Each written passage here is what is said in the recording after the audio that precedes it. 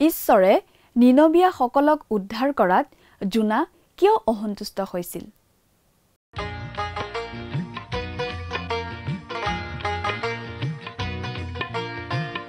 আজিৰে পবিত্ৰ ক্ষণতে উজলি উঠা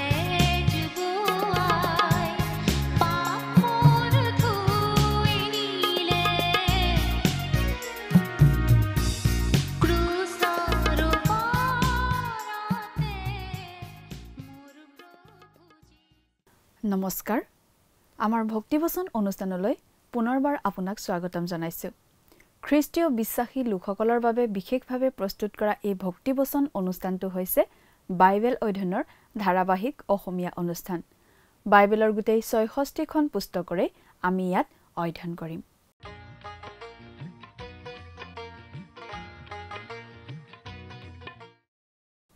প্ৰিয় দৰ্শক যদি আপুনি আমাৰ আগৰটো অনুষ্ঠান শুনিছিল তেনেহলে আপুনি নিশ্চয় জানে যে আমি এতিয়া বাইবেলৰ পুৰণি নিয়ম খণ্ডৰ জোনা ভাৱবাদীৰ পুস্তকখন অধ্যয়ন কৰি আছো যোৱা অনুষ্ঠানত আমি এই জোনা ভাৱবাদীৰ পুস্তকৰ ৪ নম্বৰ অধ্যায়ৰ ১ নম্বৰ পদৰ পৰা ৩ নম্বৰ পদলৈকে পঢ়ি তাৰ ভিত্তিত আগবঢ়োৱা আলোচনা শুনিবলৈ পালো আজিৰ অনুষ্ঠানত আমি এই জোনা ভাৱবাদীৰ পুস্তকৰ ৪ নম্বৰ অধ্যায়ৰ ৪ নম্বৰ পদৰ পৰা ১১ নম্বৰ পদলৈকে পঢ়ি তাৰ ভিত্তিত আগবঢ়োৱা আলোচনা শুনিবলৈ পাম অৰ্থাৎ আজিৰ অনুষ্ঠানত এই জোনা ভাৱবাদীৰ পুস্তকখনৰ অধ্যয়নৰ সামৰণি পৰিব জোনাৰ বাৰ্তা শুনি মানুহবোৰে ঈশ্বৰৰ কথা বিশ্বাস কৰিলে আৰু সকলোৱে হুক কৰি মন পালটন কৰিলে আৰু যেতিয়া মানুহবোৰে পাপ স্বীকাৰ কৰি মন পালটন কৰিলে ঈশ্বৰেও নগৰখনৰ একো অনিষ্ট নকৰিলে একো শাস্তি নিদিলে যি উদ্দেশ্যৰে ঈশ্বৰে জোনাক নিনবিলৈ পঠিয়াইছিল সেই উদ্দেশ্য সফল হ'ল কাৰণ মানুহবোৰে মন পালটন কৰিলে কিন্তু সমস্যা তেতিয়াও শেষ হোৱা নাছিল কাৰণ আন এটা সমস্যা আছিল জোনাক লৈ জোনাই যি কামৰ বাবে গৈছিল সেই কাম সফল হ'ল তাত জোনাই আনন্দ পোৱা উচিত আছিল কিন্তু তেনে নহল নিনবিলৈ যিটো উদ্দেশ্যত ঈশ্বৰে জোনাক পঠিয়াইছিল সেইটো সফল হ'ল কাৰণ নিনবিৰ লোকবিলাকে মন পালটন কৰি ঈশ্বৰৰ শাস্তিৰ পৰা ৰক্ষা পৰিল কিন্তু জোনাই সেই কথাটো ভাল নাপালে কাৰণ নিনবিৰ লোকবিলাকে ৰক্ষা পোৱাটো জোনাই আচলতে বিচৰা নাছিল ঈশ্বৰৰ বাৰ্তা দিলে মানুহবোৰে বিশ্বাস কৰি মন পালটন কৰিলে ঈশ্বৰে তেওঁলোকক ক্ষমা কৰিব বুলি জোনাই জানিছিল কাৰণ ঈশ্বৰ অনুগ্ৰহশীল বুলি জোনাই জানিছিল সেইবাবেই জোনাই প্ৰথমতে নিনবিলৈ যাব খোজা নাছিল সেই বাৰ্তা দিবলৈ কিন্তু ঈশ্বৰে জোনাক বাধ্য কৰালে আৰু নিনবিৰ লোকবিলাক বাচি গ'ল সেয়েহে জোনাই অন্তৰত ইমান আঘাত পালে যে মৃত্যু কামনা কৰিছিল কিন্তু ঈশ্বৰে জোনাৰ লগত দয়াপূৰ্ণ ব্যৱহাৰ কৰিছিল ঈশ্বৰে জোনাক কৈছিল যে তেওঁ খং কৰাটো ভাল হোৱা নাই ঈশ্বৰে আচলতে জোনাক এনেদৰে কৈছে মই ভাল কৰাটো তোমাৰ বাবে অসন্তুষ্টিৰ কাৰণ নেকি ঈশ্বৰে কৈছে জোনা মই নিনবিক ৰক্ষা কৰিলো কাৰণ মই মানুহক পৰিত্ৰাণ কৰি ভাল পাওঁ আৰু মই পাপীসকলক ৰক্ষা কৰোঁ সেইবাবেই নিনবিলৈ বাৰ্তা দিবলৈ তোমাক পঠিয়াইছিলো যাতে তেওঁলোকে মোৰ ওচৰলৈ ঘূৰি ৰক্ষা পায় মই এই নিনবিয়াসকলক উদ্ধাৰ কৰাত তুমি কিয় অসন্তুষ্ট হৈছা প্ৰিয় দৰ্শক কথাবোৰ অধিক বহলাই চাবলৈ আহকচোন এতিয়া আমি মূল আলোচনাটোৰ মাজলৈ আগবাঢ়ি যাওঁ আমাৰ পৰম পবিত্ৰ প্ৰভু যীশুখ্ৰীষ্টৰ নামত নমস্কাৰ প্ৰিয় শ্ৰোতা আশা কৰোঁ মহান পিতা পৰমেশ্বৰৰ মহান অনুগ্ৰহত আপুনি ভালে কুশলে আছে প্ৰিয় শ্ৰোতা আমি ইয়াৰ আগৰটো অধ্যয়নত জোনাৰ মনৰ বেজাৰ ক্ৰোধ আৰু জোনাই জনোৱা প্ৰাৰ্থনা আদি আলোচনা কৰিলোঁ আজি তাৰ পিছৰ কথাখিনি ভালকৈ চাব খুজিছোঁ আপোনাৰ হাতত যদি বাইবেল আছে তেতিয়াহ'লে অনুগ্ৰহ কৰি মেলি লওকচোন জোনা ভাৱবাদীৰ পুস্তকৰ ৪ নম্বৰ অধ্যায়ৰ ৪ নম্বৰ পদৰ পৰা ১১ নম্বৰ পদলৈকে আমি পাঠ কৰি যাম যদিহে বাইবেল নাই অনুগ্ৰহ কৰি মন দি শুনিব পাঠ কৰি দিছোঁ তাতে জিহুৱাই ক'লে তুমি ক্ৰোধ কৰি ভাল কৰিছানে পাছে জোনাই নগৰখনৰ পৰা ওলাই নগৰখনৰ পূব ফালে বহিল আৰু তাত পজা সাজি নগৰখন কি দশা হ'ব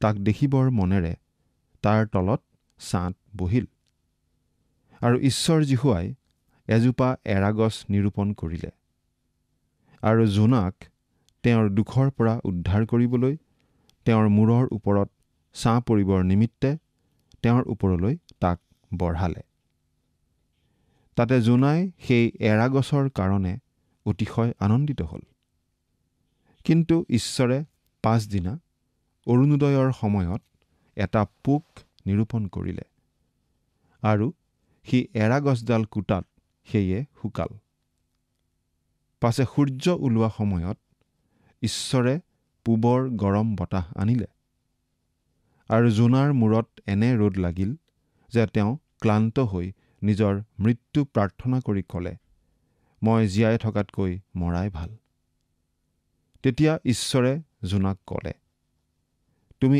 এৰা গছজোপাৰ কাৰণে ক্ৰোধ কৰি ভাল কৰিছানে? তাতে তেওঁ ক'লে, মই মৰি যোৱাকৈ ক্ৰোধ কৰি ভাল কৰিছোঁ। তেতিয়া জিহুৱাই ক'লে, তুমি পৰিশ্ৰম নকৰা, নবঢ়োৱা, একে ৰাতিতে গজি একে ৰাতিতে মৰা এৰা গছজোপালৈ তোমাৰ দয়া লাগিল। তেনেহ'লে সোঁহাত আৰু বাওঁহাতৰ মাজত প্ৰভেদ কৰিব নোৱাৰা 120,000তকৈ অধিক মানুহ আৰু অনেক পশু থকা সেই মহানগৰ নিনবীলৈ মোৰ দয়া নালাগিবনে? প্ৰিয় শ্ৰোতা, লক্ষ্য কৰক, ঈশ্বৰ কিমান দয়ালু, কিমান অনুগ্ৰহশীল। তেওঁ এই জোনা নামৰ ভাৱবাদীজনৰ সৈতেও কিমান দয়াৰে, কিমান অনুগ্ৰহেৰে ব্যৱহাৰ কৰি আছে মন কৰকচোন। 4 নম্বৰ পদটো আকৌ পঢ়িছোঁ। তাতে জিহুৱাই ক'লে, তুমি ক্ৰোধ কৰি ভাল কৰিছানে? এজন বাইবেল পণ্ডিতে এই পদটোৰ ভাঙনি এনেদৰে কৰিছে, সৎকৰ্ম কৰাটো তুমি বেয়া পোৱা নেকি? সেইটোৱে আচলতে ঈশ্বৰে বুজাইছে। ঈশ্বৰে কৈছে, জোনা, মই নিনবীক ৰক্ষা কৰিলোঁ, কাৰণ ৰক্ষা কৰা মোৰ কৰ্তব্য, আৰু পাপীবোৰকো মই ৰক্ষা কৰোঁ, যদিহে মন পালন কৰে। মই তোমাক ঈশ্বৰৰ সুধবিচাৰৰ বাৰ্তাৰে সিহঁতক মোলৈ ঘূৰাই আনিবলৈ বিচাৰিছিলোঁ। সিহঁত মোলৈ ঘূৰে নে নুঘূৰে তাকে চাবলৈ। যদিহে সিহঁত মোলৈ ঘূৰে, মই সিহঁতক ৰক্ষা কৰিম। আৰু সিহঁতে মন পালন কৰি মোলৈ ঘূৰিল আৰু মই সিহঁতক ৰক্ষা কৰিলোঁ। এই কথাত তুমি বেয়া পাইছা কিয়? প্ৰিয় শ্ৰোতা, এজন পাপী মানুহ ঈশ্বৰলৈ ঘূৰাৰ বাবে যদি স্বৰ্গত আনন্দ হয়, তেনেহ'লে গোটেই নিনবীৰ মানুহবোৰ যেতিয়া ঈশ্বৰলৈ ঘূৰিছিল, তেতিয়া নিশ্চয় কিমান অধিক আনন্দ হৈছিল। ঈশ্বৰে জোনাক সুধিছে, এই কথাটোৱেই তোমাক ইমান বেজাৰ দিছেনে যে মই নিনবীবাসীক ৰক্ষা কৰিলোঁ? কিন্তু জোনাৰ যেন আৰু বেছি খং উঠিল আৰু তেওঁ মুখ উফুন্দাই বহি আছিল। তেওঁ কি কৰিছে? 5 নম্বৰ পদত আমি পাওঁ, পাছে জোনাই নগৰখনৰ পৰা ওলাই নগৰখনৰ পূবফালে বহিল আৰু তাত নিজৰ নিমিত্তে এটা পজা সাজি নগৰখনৰ কি দশা হ'ব তাক চাবৰ মনেৰে তাৰ তলত ছাঁত বহিল। পাছে জোনাই নগৰখনৰ পৰা ওলাই নগৰৰ পূবফালে বহিল। সেই নগৰৰ পূবফাল ওখ পাহাৰেৰে ভৰা। জোনাই নিজলৈ এখন ভাল ঠাই বিচাৰি তাত তেওঁ বহিল, যাতে তেওঁ নিনবী নগৰখন চাই থাকিব পাৰে। কিয় বাৰু? কাৰণ আচলতে তেওঁ নিনবীবাসীক বিশ্বাস কৰা নাছিল। জোনাই হয়তো মনে মনে ভাবিছিল যে যদিও নিনবীবাসীয়ে অলপ সময়ৰ বাবে মন পালন কৰিছে, কিন্তু আকৌ পাপৰ ৰাস্তা দিয়েই ঘূৰি যাব। আৰু যদিহে তেওঁলোকে তেনেকুৱা কৰে, তেন্তে জোনাই জানিছিল যে তেতিয়া ঈশ্বৰে নিনবীবাসীক ধ্বংস কৰিবলৈ বাধ্য হ'ব। কাৰণ ঈশ্বৰে কেতিয়াও তেওঁৰ নীতি সলনি নকৰে। জোনাই তাত সেই নিনবীবাসীৰ ওপৰত ঈশ্বৰৰ সুধবিচাৰৰ জুই আৰু গন্ধক পৰাটো বিচাৰিছিল। চাওকচোন প্ৰিয় শ্ৰোতা, যি নিনবীবাসীৰ ওচৰলৈ তেওঁ ঈশ্বৰৰ বাৰ্তা লৈ আহিছিল আৰু সেই বাৰ্তা শুনি নিনবীবাসী ঈশ্বৰলৈ আহিছিল, ক্ষমা পাইছিল, ৰক্ষা পাইছিল, সেই নিনবীবাসীকেই ধ্বংস হোৱাটো এই জোনা ভাৱবাদীয়ে এতিয়া বিচাৰি আছে। আচৰিত যেন নালাগেনে? আমি এনেকুৱা ধৰণৰ মানুহজনৰ সৈতেই ইয়াত আগবাঢ়ি গৈ আছোঁ। আৰু সেই জোনা নামৰ সেই মানুহজনেই নিনবীলৈ ঈশ্বৰৰ বাৰ্তা লৈ আহিছিল আৰু সেই বাৰ্তা সফলো হৈছিল। আচৰিত যেন নালাগেনে? আৰু তাত নিজৰ নিমিত্তে এটা পজা সাজি নগৰখনৰ কি দশা হ'ব তাক দেখিবৰ মনেৰে তাৰ তলত ছাঁত বহিল। নিনবীবাসী লোকসকলে মন সলনি কৰা অৱস্থাত বেছিদিন থাকিব নোৱাৰিব বুলি জোনাই ভাবিছিল। আৰু তেওঁবিলাকৰ ওপৰলৈ তেওঁ ঈশ্বৰৰ সুধবিচাৰৰ জুই গন্ধক পৰালৈ বাট চাই আছিল। ঈশ্বৰে এতিয়া জোনাৰ লগত ব্যক্তিগত ব্যৱহাৰ কৰিব। জোনাৰ ক্ষেত্ৰত ল'ব লগা বিশেষ ব্যৱস্থা ঈশ্বৰে ল'ব। এতিয়া আপোনালৈ এটা বিশেষ প্ৰশ্ন, আপোনাৰ সেইসকল লোকৰ প্ৰতি প্ৰেম আছেনে যিসকল লোকলৈ আপুনি ঈশ্বৰৰ বাক্য বিলাই দিব খোজে? বা প্ৰশ্নটো আমি এনেদৰেও কৰিব পাৰোঁ যে কোনো এজন মানুহ মিছনেৰী হিচাপে কোনো এটা জাতিৰ মাজলৈ যোৱাৰ আগতে সেই জাতিৰ মানুহবোৰৰ প্ৰতি তেওঁৰ মনত প্ৰেম থকা উচিত নে? হয়তো এই ক্ষেত্ৰত আমাৰ বাবে জোনাই এটা ভাল উদাহৰণ হ'ব পাৰে।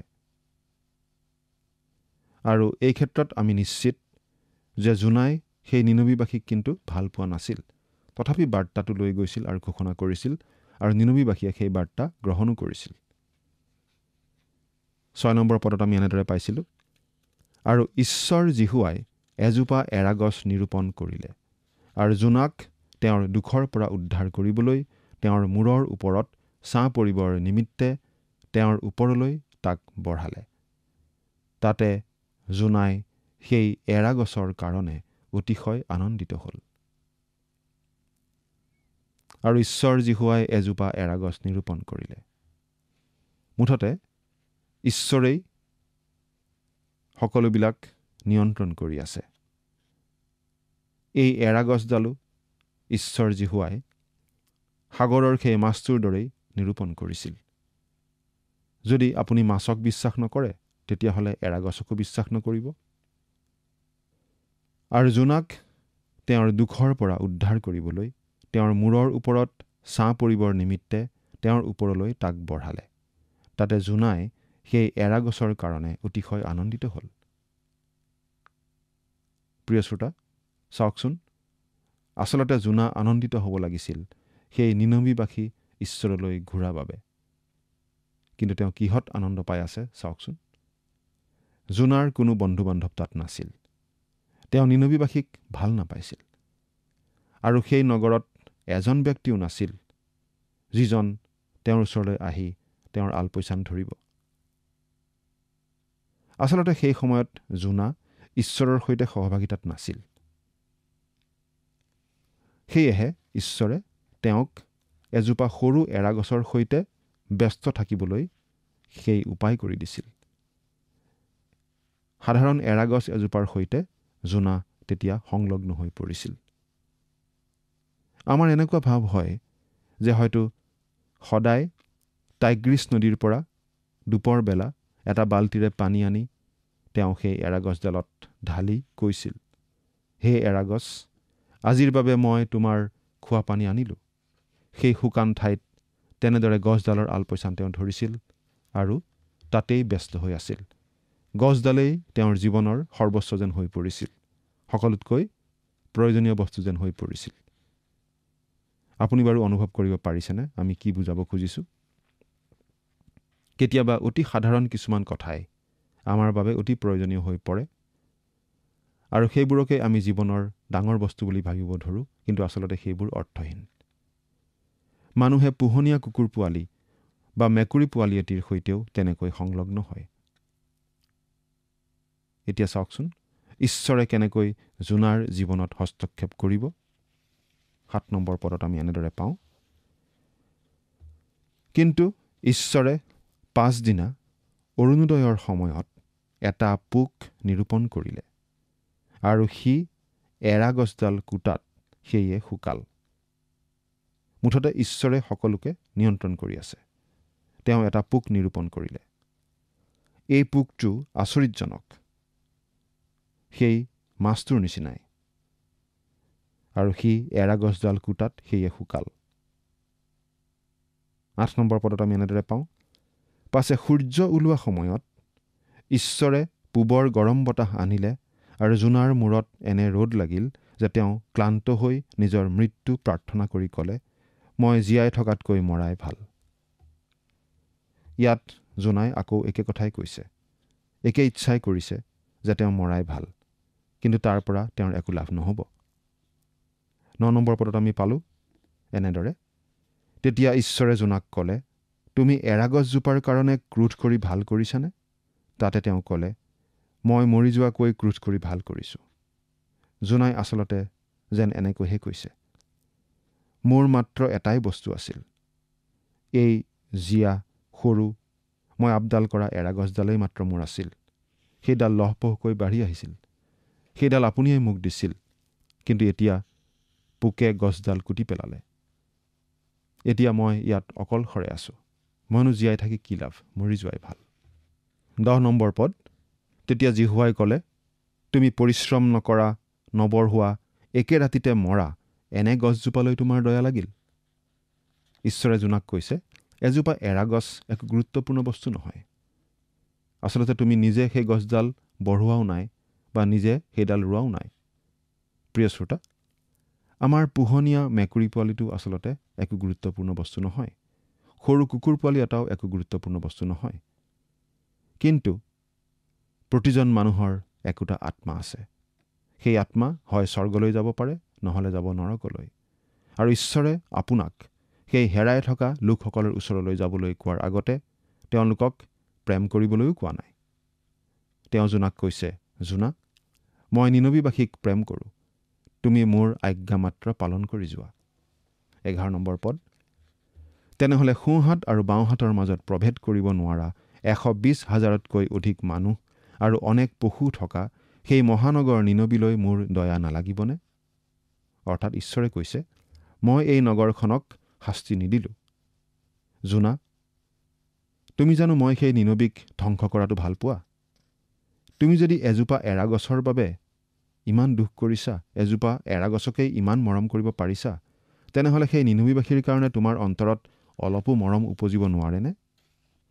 বহুতো মানুহে ক'ব খোজে যে যদি আমি কোনো জাতিৰ মাজলৈ ঈশ্বৰৰ শুভবাৰ্তা বিলাবলৈ যাব লাগে, তেনেহ'লে তাৰ আগতে আমি সেই জাতিক ভাল পাব পাৰিব লাগিব।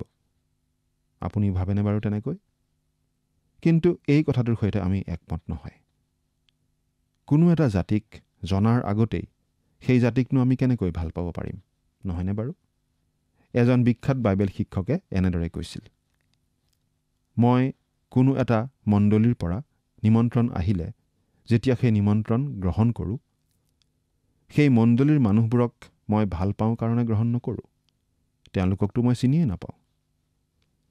কিন্তু তালৈ গৈ ঈশ্বৰৰ বাৰ্তা বিলাবলৈ ঈশ্বৰে মোক আহ্বান কৰা বুলি অনুভৱ কৰা কাৰণেহে মই সেই আমন্ত্ৰণ গ্ৰহণ কৰি সেই মণ্ডলীলৈ যাওঁ। কিন্তু মই মণ্ডলীৰ মানুহবিলাকৰ লগত জড়িত হৈ পৰোঁ। মই হস্পিটেলত থকা ৰোগীক চাবলৈ যাওঁ, মৃতকক কবৰ দিয়াৰ সময়ত উপস্থিত থাকোঁ, বিবাহ আদি উৎসৱৰ সময়ত যোগ দিওঁ আৰু মানুহবিলাকক ভালেই পাওঁ আৰু তেওঁলোকক প্ৰভুৰ নামত ভাল পাওঁ। কিন্তু প্ৰথমতে যাওঁতে তেওঁলোকক মই ভাল পাব পৰা নাছিলোঁ, কাৰণ যোৱাৰ আগতে তেওঁলোককতো মই জনাই নাছিলোঁ। ঈশ্বৰে আজি বহুতো লোকক কৈ আছে, তুমি সেই হেৰাই থকা লোকবিলাকৰ মাজলৈ গৈ মোৰ বাক্য ঘোষণা কৰাটো মই বিচাৰোঁ। তেতিয়া বহুতো মানুহে উত্তৰ দিয়ে, কিন্তু মই সেই মানুহবিলাকক ভাল নাপাওঁ। তেতিয়া ঈশ্বৰে কয়, মই তোমাক সেই মানুহবিলাকক প্ৰেম কৰিবলৈতো কোৱা নাই, মই কেৱল মাত্ৰ তোমাক যাবলৈহে কৈছোঁ, বাক্য ঘোষণা কৰিবলৈহে কৈছোঁ। আমি এই কথা ক'তো পোৱা নাই যে জোনাই নিনবীবাসীক প্ৰেম কৰিছিল বাবে ঈশ্বৰে তেওঁক নিনবীবাসীৰ মাজলৈ গৈ সেই বাক্য প্ৰচাৰ কৰিবলৈ কৈছিল। নাই, জোনাই নিনবীবাসীক ভাল নাপাইছিল। কিন্তু তথাপি ঈশ্বৰে জোনাক কৈছিল, জোনা, তুমি নিনবীলৈ যোৱাটো মই বিচাৰোঁ, কাৰণ মই তেওঁলোকক ভাল পাওঁ। মই নিনবীবাসীক প্ৰেম কৰোঁ। নিনবীবাসীক মই ৰক্ষা কৰিব বিচাৰোঁ। মই বিচাৰিছোঁ তুমি মোৰ বাৰ্তা লৈ তেওঁলোকৰ মাজলৈ যোৱা। প্ৰিয় শ্ৰোতা, আমি আগতে কৈ অহাৰ নিচিনাকৈ আকৌ এই কথা ক'ব খুজিছোঁ যে আমাৰ মণ্ডলীসমূহত কিছুমান পিলাৰ আছে আৰু কিছুমান কেটাৰ পিলাৰ আছে। অৰ্থাৎ কিছুমান সভ্য মণ্ডলীৰ পিলাৰ বা স্তম্ভৰ নিচিনা, কিন্তু বাকীবিলাক কেটাৰ পিলাৰ অৰ্থাৎ পলুৰ নিচিনা। সেই স্তম্ভ সদৃশ সভ্যবিলাকেই মণ্ডলীটো ধৰি ৰাখে। আনহাতে পলুৰ নিচিনা সভ্যবিলাকে কেৱল গীৰ্জাঘৰলৈ চুচৰি চুচৰি আহে আৰু যায়। একো উৎসাহ উদ্দীপনা নাই। আৰু সদায় কিবা এটা চমকপ্ৰদ আৱেগিক বস্তু আশা কৰি থাকে। কিন্তু ঈশ্বৰে কৈছে আমি তেওঁক লৈহে ব্যস্ত হৈ পৰিব লাগে। আমি তেওঁৰ বাক্য ঘোষণা কৰা কামতহে ব্যস্ত হৈ পৰিব লাগে। তেওঁৰ আজ্ঞা পালন কৰিবলৈহে আমি আগ্ৰহী হ'ব লাগে। তেতিয়াহে আমাৰ জীৱনত আচল আশীৰ্বাদ, আচল উত্তেজনা আমি লাভ কৰিব পাৰিম। প্ৰিয় শ্ৰোতা, আপুনি বাৰু আপোনাৰ জীৱনত ঈশ্বৰৰ আহ্বান উপলব্ধি কৰিছেনে? ঈশ্বৰৰ আহ্বানৰ প্ৰতি আপুনি বাৰু সঁহাৰি দিছেনে? চিন্তা কৰি চাওকচোন। ঈশ্বৰে আপোনাক আশীৰ্বাদ কৰক। আমেন।